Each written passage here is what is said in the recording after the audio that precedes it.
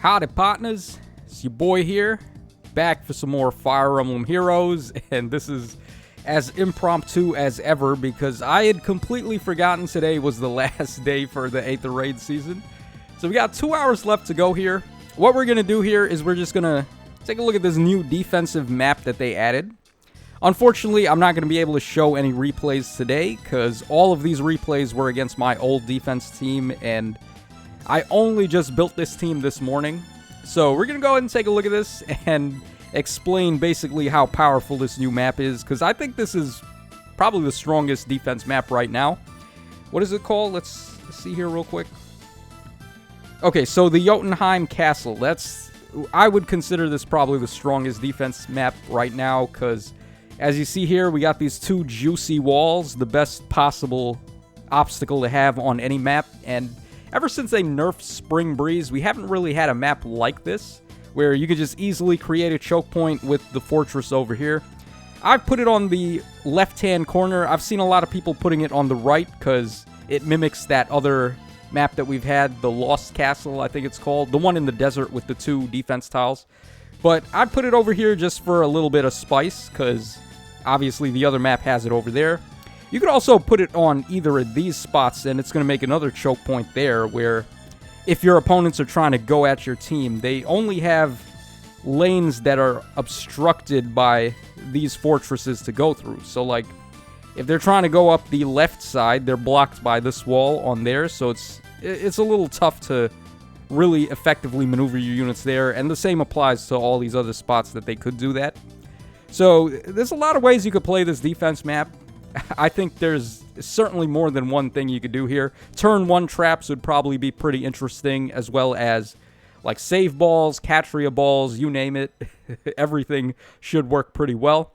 The way I'm doing it, though, I'm running a double Pathfinder setup. So we have Duo Dagger, and then we have Knot to grant Pathfinder to my offensive threats. So we have the Harmonic Roy, you have Letizia, and we have Crom, Duo Crom for offense.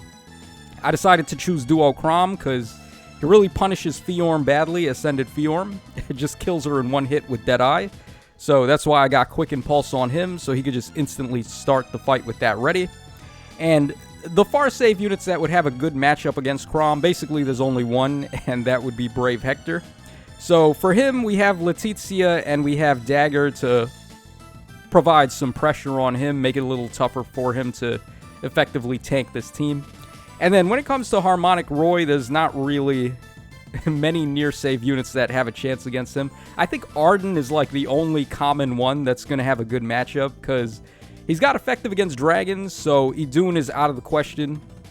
Pirate Surtur is going to get destroyed by this guy having tempo, and then second hit being a Luna to the face. Same thing with Gustav, they're going to get shredded by this Roy. So Roy is the option I went with for my melee unit. You could also try Brave Erica and Brave Eliwood. I think they would work too, because both, well, in Erica's case, she's got effective against armor, and then Eliwood's case, he's got effective against dragons and beasts. So they seem interchangeable. Summer Kata might not be a bad idea either, but I decided to go with Roy because he's got Faith in Humanity to give everyone attack and speed up 6. That's going to help Dagger out a lot, where she can activate her weapon effect to debuff the foes. Also have Defense Tactic on Letizia. This was completely unintentional, but I have actually met the tactic room requirements on this team. So tactic skills are fair game. Decided to just go for Defense Tactic on her to further buff Dagger and activate the other part of her weapon effect. So that's pretty much it. Solid team. As far as improvements go, there's definitely a lot of things I could do here. I really want to get Kanto control somehow, but to do that, I'd have to summon Medeus, which I haven't done so yet. So I'm not really too sure. I actually don't know who I would take out either. Maybe Letizia. She was just like an extra thing I wanted to try. I wanted to see how well she would perform on a defense team, but we're going to have to wait till next season for me to try that out. But I think possibly replacing Letizia with Medeus wouldn't be a bad idea, because then I could also get the on guard effect, so we can save Hector from any bolt traps. And also, him just having Kanto control would be pretty good. I could also try Gatekeeper as well. I think Gatekeeper wouldn't be too bad, because he could also block warp effects, so they wouldn't be able to Gale Force as effectively. I think Gale Forcing is probably the biggest weakness to this team. But we'll just quickly do a defense run. I'll use the Eat Glue strats with Ascended Idune and Hector, both of them being save units, and we'll just quickly demonstrate how hard it is to actually save ball this team. Let me just make sure the animations are on. Alright, so we're not going to waste any time here. We'll just try to gun it on turn 1. See what happens. Okay, let's go ahead and repo Idune over there, and then we'll swap with Hector. So, Ash is completely protected. Let's see how this goes. Alright, so Roy's coming in first. Look at that, man. 63 damage. Jesus Christ, Idune is just done for. And because he's got tempo, it's not like Idune could ramp into a special or anything. So, you might be thinking you could possibly kill Roy on the enemy phase with, like, Bonfire or something, but nah, it's really not going to work out that well. And then Dagger, of course, being green, she's got color advantage on Hector. The rest of this doesn't really matter. We already lost the units, so we're just beating a dead horse here, but just to demonstrate, like I said. And then we have Letizia moving in there. As you can see, that is tanky as all hell. If Ash with debuffs on her, attack and defense unity, and multiple units in 3 spaces can't just immediately tear through Letizia, I think that goes to show something's wrong with that picture. So let's go ahead and take a look at some of my other friends on the friends list. Let's see what they've came up with this map. I know I've seen a couple of people running it already, but it is a tall order asking people to already have changed the map. So, Phaeology, I believe he's running it. Yeah, he's going for the right side, though, so he's running it similar to that other map with the defense tiles. Like I said, I just decided to try the left side for some variety. Also, because the right-hand corner map is more popular, people are running the catapults in slot 6 more often, so Duo's Hindrance won't be as safe in this column, so if you wanted to try the right side, or rather the left side, I think that might be a little better. Alright, so Phaeology's running a save ball here with Catria for the triangle attack. And we got Crom and we have Joshua. Okay, Joshua's going to be pretty nasty here with triangle attack. Alright, Idune's got... Oh, far save Idune, and then we have near save Hector. Okay. Switching up the roles a little bit. I guess that makes sense, because like most of the melee units that beat Idune don't really beat Hector necessarily. So, for example, Brave Eliwood, who has effective against dragons, and Brave Roy, or not Brave Roy, but Harmonic Roy, they're not going to have effective damage on Hector because he negates it. And then there's not really many far attacking units that have effective against dragons. Besides Thrasera, of course, and that's in the other season. So, not bad from Phaeology, just switching up the tactics there. And then, of course, he's got Medeus, which I think I would like to run on my defense if I could get him. Pretty interesting. I guess we can quickly try to, like, see how this works out. We're going to try to bait him, although it's not very safe with Catria just giving everybody warp shenanigans. But we'll see how it goes. Let's also make sure that we can isolate Triandra so that she doesn't get to dance us.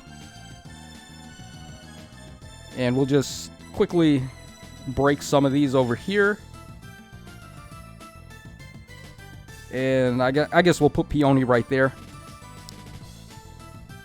Alright, so next turn we'll go for the baits, see how it works.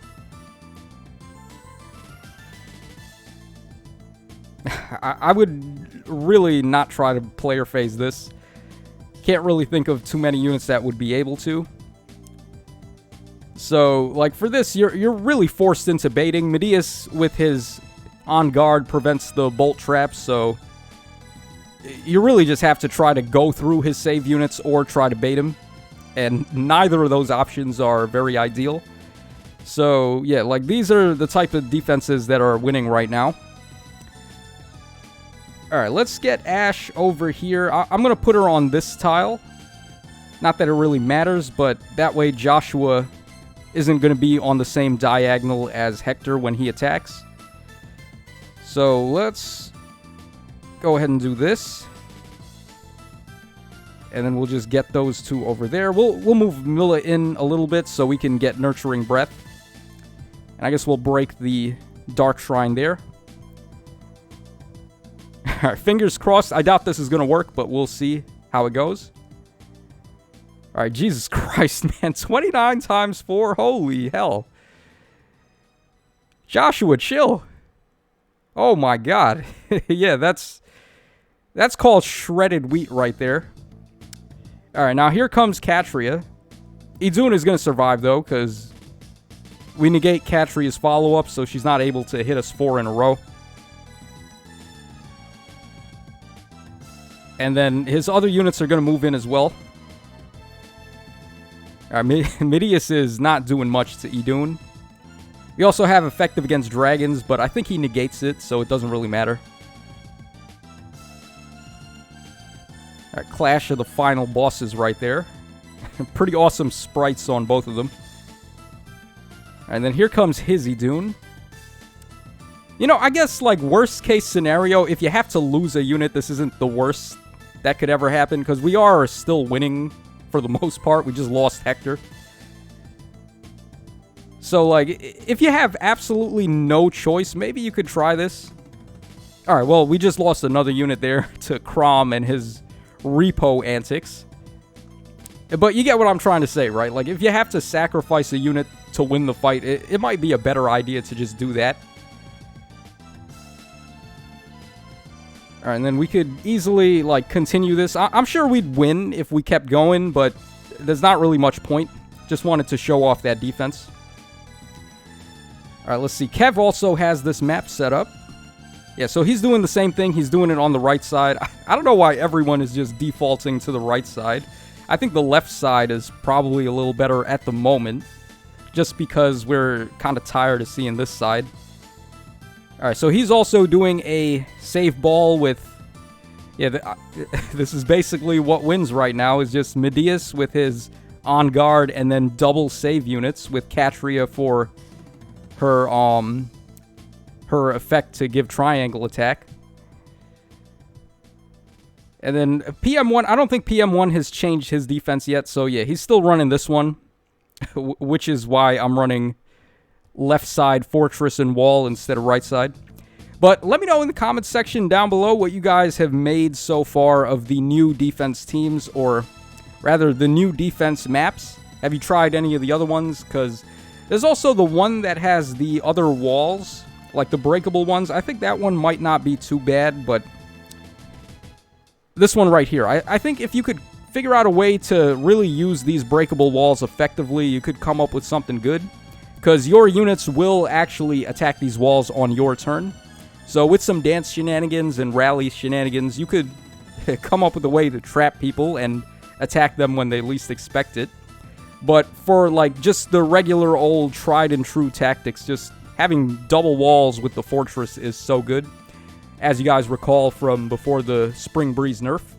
So that's all for this video here. Let me know in the comments what you guys have been up to with your defense teams, and have you tried any of these new defense maps? I'd like to see some of your setups if possible. So that's all for today. This is your boy Tacho signing out. So take care, fellas, and I will catch y'all again on the flip side.